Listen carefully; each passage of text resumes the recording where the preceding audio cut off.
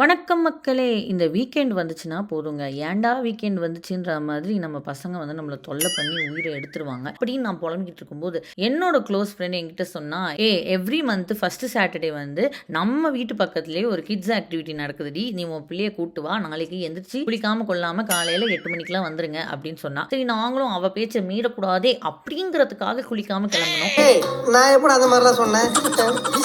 இது ஒரு home improvement கடைங்க. இதுக்கு பேர் ஹோம் டிப்போ அப்படின்னு சொல்லுவாங்க. So, இந்த கடையில பார்த்தீங்கன்னா, அந்த மரக்கட்டைகள் இதெல்லாம் அவங்க விப்பாங்க இல்லையா? ஸோ அத பேஸ் பண்ணி குழந்தைங்கள என்கரேஜ் பண்ற வகையில வந்து இவங்க வந்து ஒரு ஒர்க் ஷாப் மாரி குடுக்குறாங்க. ஒரு கிட் ஒண்ணு குடுத்துடுறாங்கங்க. அந்த கிட்டுக்குள்ளேயே அத செய்றதுக்கு தேவையான பொருட்கள் எல்லாமே வச்சுடுறாங்கங்க. அழகா அந்த கிட்ட ஓப்பன் பண்ணி பிள்ளைங்க வந்து ரொம்ப ஆர்வமா இன்ஸ்ட்ரக்ஷன் பேப்பர படிச்சு செய்றாங்க. பிள்ளைங்க மட்டும் இல்ல, நமக்குமே அது ரொம்ப ஆர்வமா இருக்குங்க செய்றதுக்கு. இது வந்து ஃப்ரீ தாங்க. இதுக்கு வந்து ரெஜிஸ்டர் மட்டும் நம்ம பண்ணணும். ஸோ வந்து என்னோட ஃப்ரெண்ட் வந்து விடாம இதுக்கு ரெஜிஸ்டர் பண்ணி பசங்கள வந்து கூட்டிட்டு போயிட்டு இருக்கா. இனிமே என்னையும் கூட்டிட்டு போடி தாயே அப்படின்னு கால்லயே விழுந்துட்டேன். சப்ஸ்கிரைப் பண்ணி